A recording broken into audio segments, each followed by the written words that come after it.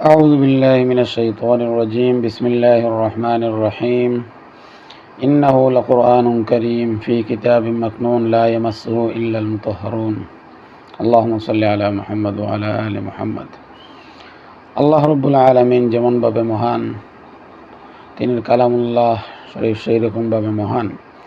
সেই মহান কালামুল্লাহ আল্লাহ রব্বুল আলামিন তার প্রিয় হাবিবের উপর দীর্ঘ 23 বৎসরের ক্রমান্বয়ে নাজিল করেছেন। সে কোরআনে কারীমের অসংখ্য গণিত ধারক এবং বাহক আল্লাহ রব্বুল আলামিন দুনিয়ার জমিনে রেখেছেন। সেই সমস্ত ধারক এবং বাহকদের মাধ্যমে আল্লাহ রব্বুল আলামিন তার পবিত্র কোরআনুল কারীমকে ইনশাআল্লাহ বিইজনিল্লাহ হেফাজত করবেন বা করতেছেন। সেই থেকে নিয়ে আজ অবধি পবিত্র কোরআনের একটি হরফও কেউ বিকৃত করতে পারেনি। ইনশাআল্লাহ কিয়ামত পর্যন্ত সেটা পারবে না, কেননা আল্লাহ রব্বুল আলামিন নিজেই পবিত্র কোরআনের হেফাজতের দায়িত্ব নিয়েছেন। বিসমিল্লাহির রহমানির রহিম ইন্না নাহনু নাযালনা যিকরা ওয়া ইন্না লাহু লাহাফিজুন। আলহামদুলিল্লাহ। তো বিশেষ করে আমরা অনেক সময় দেখা যায় অনেক এরকম থাকেন বা কোনো সময়ে তিনি এসে জানতে চান যে পবিত্র কোরআন কারীম তিনি ছোটোবেলায় পড়েছেন বা মক্তবে পড়েছেন, এখন তিনি ভুলে গেছেন, ঠিকমতো পড়তে পারেন না। তাছাড়া একটা বিষয়ে অনেক সময় দেখা যায় পরিলক্ষিত হয় যে অনেক আছে পবিত্র কোরআনুল কারীমের হাফিজ সাহেব হয়েছেন, কিন্তু পরবর্তীতে তিনি যে কোনো কারণে তিনি পবিত্র কোরআনুল কারীমের মুখস্থ অর্থাৎ হিফজ তিনি ভুলে গেছেন, তিনি ঠিকমতো আর মুখস্থ পড়তে পারেন না। এরকম সাধারণত দেখে তিলাওয়াত করনেওয়ালা অনেক আছে যারা ছোটোবেলায় পড়েছেন কিন্তু পরবর্তীতে আর দেখেও ঠিকমতো পড়তে পারেন না। আবার অনেক আছেন মাদ্রাসার মধ্যে হিফজ বিভাগে পবিত্র কোরআন কারীম মুখস্থ করেছেন বা যে কোনোভাবে মুখস্থ করেছেন, কিন্তু পরবর্তীতে তিনি মুখস্থ ভুলে গেছেন। আসলে এটা খুবই মারাত্মক একটা বিষয়। পবিত্র কোরআন কারীম ভুলে যাওয়া, দেখে যারা পড়েছেন তারা যদি দেখে পড়তে না পারেন, ভুলে যান, অথবা যার পবিত্র কোরআন কারীমের মুখস্থ করে হাফিজ সাহেব হয়েছেন তারাও যদি সেই হিফজ সংরক্ষিত রাখতে না পারেন, তাহলে এটা লঘু পাপ, ছোট গুনাহ না বড় গুনাহ, এটা আমরা বেশিরভাগ অনেকে হয়তো খেয়াল করেন না। বিধায় পবিত্র কোরআনের কারীমের ব্যাপারে বিশেষ করে যারা তেলাওয়াত শিখেছেন বা মুখস্থ করেছেন তারা এই ব্যাপারে সচেতন কতটুকু থাকেন আল্লাহই ভালো জানেন। কিন্তু এই একটি কারণেই আপনার আমার বা যারা পবিত্র কোরআন কারীম মুখস্থ করে ভুলে গেছেন বা পড়েছেন কিন্তু পরবর্তী দেখেও আর পড়তে পারেন না, এই কারণে জাহান্নামে যাওয়া লাগতে পারে। রাসূলুল্লাহ সাল্লাল্লাহু আলাইহি সাল্লামের এই সংক্রান্ত অনেক হাদিস রয়েছে। আবু দাউদের একটি হাদিসে রাসূলুল্লাহ সাল্লাল্লাহু আলাইহি সাল্লাম বলেন, যারা পবিত্র কোরআন কারীম মুখস্থ করে ভুলে গেছে, কিয়ামতের দিন রব্বুল আলামিন তাদের কুষ্ঠরোগী অবস্থায় তারা আল্লাহর সম্মুখে গিয়ে দাঁড়াবে, অর্থাৎ তাদের শরীরে কোনো মাংস থাকবে না, গোশত থাকবে না, কষে সবই পড়ে যাবে। চিন্তা করতেছেন, কুষ্ঠরোগী অবস্থায় যদি আল্লাহর দরবারে উঠেন বা কেউ উঠে, তাহলে সে কি বেহেশতে যেতে পারবে? কখনো নয়। তাছাড়া রাসূলুল্লাহ সাল্লাল্লাহু আলাইহি সাল্লাম আরেক হাদিসে বলেন, আমার উম্মতের সমস্ত গুনাহ আমাকে দেখানো হয়েছে, পবিত্র কোরআন কারীম ভুলে যাওয়ার মতো গুনাহ, এর চাইতে বড় গুনাহ আমি আর দেখতে পাইনি। চিন্তা করতেছেন,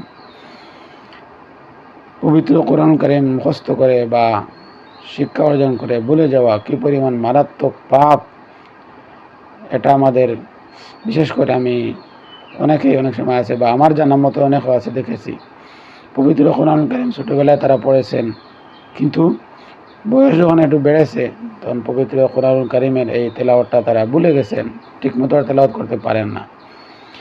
বা অনেকে তার অভিভাবক খুব আগ্রহের সাথে তার সন্তানকে মাদ্রাসার মধ্যে দিয়েছেন, সে হাফিজ সাহেবও হয়েছে, কিন্তু পরবর্তীতে দুনিয়ার বিভিন্ন কারণে বা বিদেশ যাওয়ার কারণে বা অন্যত্র যে কোনো কার্যক্রমের কারণে পবিত্র কোরআন কারীমের হিফজটাকে সে ভুলে গেছে। এটা অবহেলার নামান্তর, সম্পূর্ণ ত্রুটি। এটাকে যদি আয়ত্ত করার আবার সর্বাত্মক চেষ্টা না করা হয়, তাহলে আল্লাহর কঠিন আযাব থেকে হয়তো বাঁচা সম্ভব হবে না। এজন্য আল্লাহ রাব্বুল আলামিন তার মহান কালামুল্লাহর মতো যাকে দান করেছেন, হিফজ করার মতো যোগ্যতা যাকে দিয়েছিলেন, সেই মহান নিয়ামতকে গ্রহণ করার পরে আবার এই নিয়ামতের ব্যাপারে এত অবহেলা করে এই নিয়ামত তার ব্যাপারে দূরে থাকা, এটাকে অবহেলা করা, এটা কি পরিমাণ অকৃতজ্ঞ সেটা আল্লাহই ভালো জানেন।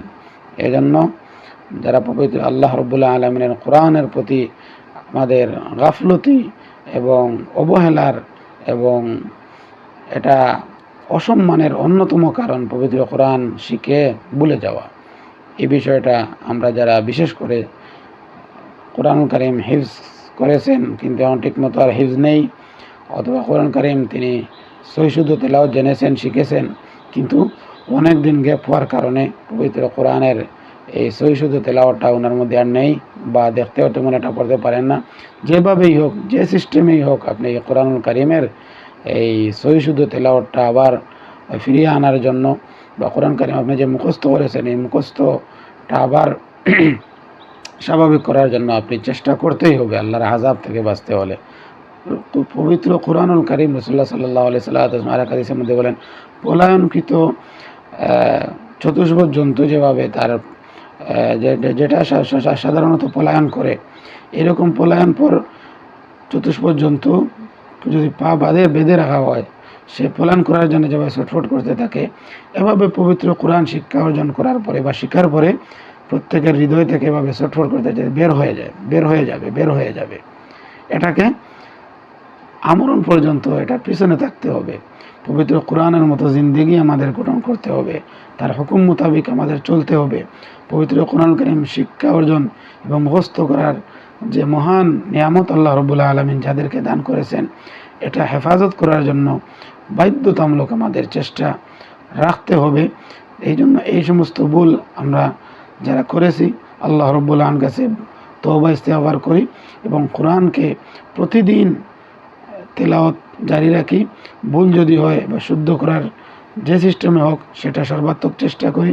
মুখস্থ যারা আমরা হাফিজ সাহেব হয়েছি, যদি দেখি সমস্যা আছে, যেভাবে পারি আমরা এটাকে মুখস্থ রাখার আমি চেষ্টা করি। নতুবা একটি কারণেই আপনার আমার বহুমুখী আরও ভালো কাজ যদি থাকে, আমি বড় শায়খুল হাদিস হতে পারি। যদি হাফিজ সাহেব হই কিন্তু শায়খুল হাদিস হওয়ার কারণে তো কিন্তু পবিত্র কোরআন যদি হিফজ করে ভুলে যাই, সেটার গুনাহ তো আলাদা। এজন্য এই বিষয়গুলোকে আমরা যারা হাফিজ সাহেব আল্লাহ রাব্বুল আলামিন যাদেরকে বানিয়েছেন, আমি নিজেই আল্লাহ মাফ করুন, প্রায় হাফিজি শেষ করার বা তেরাবির মাধ্যমে কোরআন কারীম তিলাওয়াত করার বা ধারাবাহিক তিলাওয়াত করার প্রায় 20-25 বছর হয়ে গেছে, 25-26 বছরের মতো হয়ে গেছে। এখনও যদি 3 দিন বা 2 দিন তেলাওয়াতকে যদি আমি ঠিকমতো না করি, গ্যাপ দিয়ে দিই ধারাবাহিক, তাহলে চতুর্থ দিন বা পঞ্চম দিন দেখি একটা আবাসার মতো হয়ে গেছে। অর্থাৎ পবিত্র কোরআনুল কারীম সওয়াব অর্জনে, আল্লাহ রাব্বুল আলামিনের সন্তুষ্টি অর্জনে, পবিত্র কোরআনের হেফাজতের জন্য, পবিত্র কোরআনকে অক্ষত রাখার জন্য, সচল রাখার জন্য, ভিতরে আপনার আমার হৃদয়ে এটা প্রস্ফুটিত রাখার জন্য, পারফেক্ট রাখার জন্য, স্মরণীয় রাখার জন্য, স্মরণ রাখার জন্য সদা সর্বদা আমাদের তেলাওয়াত কি রাখতে হবে, জারি রাখতে হবে। আল্লাহ রাব্বুল আলামিন আমাদের সবাইকে যেন সেই বুঝ দান করেন। আসসালামু আলাইকুম ওয়া রাহমাতুল্লাহ।